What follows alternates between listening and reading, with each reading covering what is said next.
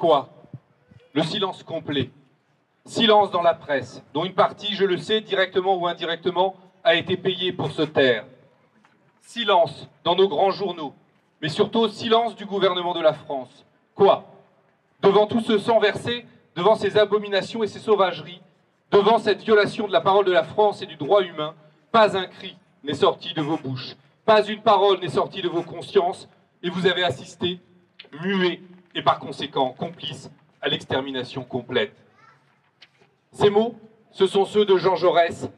Jaurès qui dénonçait en 1896 à la Chambre des députés le massacre des Arméniens par les autorités ottomanes, comme ils nous paraissent actuels aujourd'hui.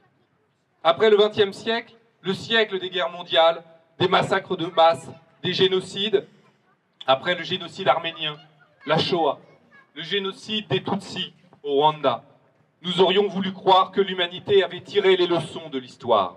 Et pourtant, nous nous trouvons à nouveau devant un crime inouï, un génocide, perpétré contre le peuple palestinien, dans le silence assourdissant du gouvernement français, dans la passivité complice des démocraties occidentales, des démocraties qui se vantent pourtant de leurs principes humanistes et universalistes. C'est révoltant. Alors, nous refusons de nous taire, nous refusons de rester passifs, nos consciences nous l'ordonnent. Nous ne voulons pas avoir à dire à nos enfants « j'étais là, je voyais, je savais, mais je n'ai rien fait ». C'est pourquoi nous sommes ici aujourd'hui à Pantin.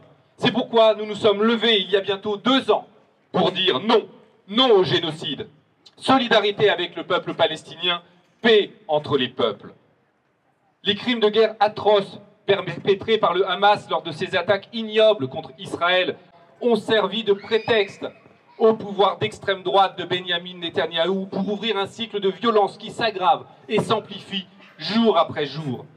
Nous avons vu le peuple palestinien chassé, bombardé à Gaza et en Cisjordanie. Nous avons vu le Liban, la Syrie, le Yémen et maintenant l'Iran attaqués, agressés.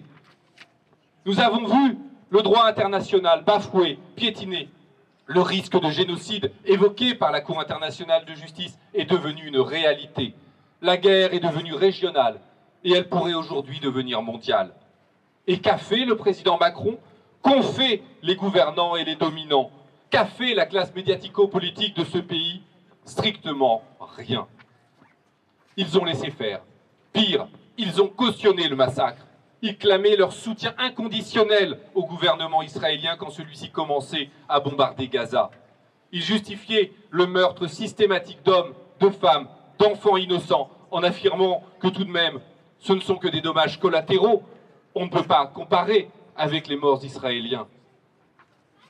Voilà qu'ils soutiennent maintenant le droit d'Israël à se défendre quand Netanyahou attaque l'Iran. Et ils cherchent à salir, à pourchasser, à réduire au silence toutes celles et ceux qui protestent, d'un responsable de la CGT jusqu'au défunt pape François, en passant par nous les insoumis. On nous accuse de tout: antisémitisme, apologie du terrorisme, soutien au Hamas et au régime iranien. Des procédures judiciaires infamantes sont lancées, des lois scélérates sont adoptées, comme celles qui visent à criminaliser les mobilisations à l'université et même avec le vote d'une grande partie de la gauche. Tout cela n'est qu'un tissu de mensonges.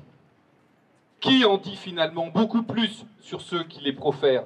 Ils n'ont que les mensonges et la haine. Car ils n'ont aucun argument pour défendre l'indéfendable. Parfois, ils font semblant de verser quelques larmes de crocodile et d'évoquer une reconnaissance de l'État palestinien qui ne vient jamais. Ils commettent une faute morale devant l'humanité et devant l'histoire. Ils ternissent l'honneur de notre pays. Honte à eux.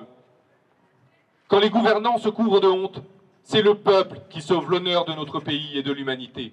Je veux saluer ici toutes celles et ceux qui se mobilisent sans relâche, en France, partout dans le monde. Ils ont fait à eux seuls plus que tous les gouvernants, que tous les éditorialistes réunis.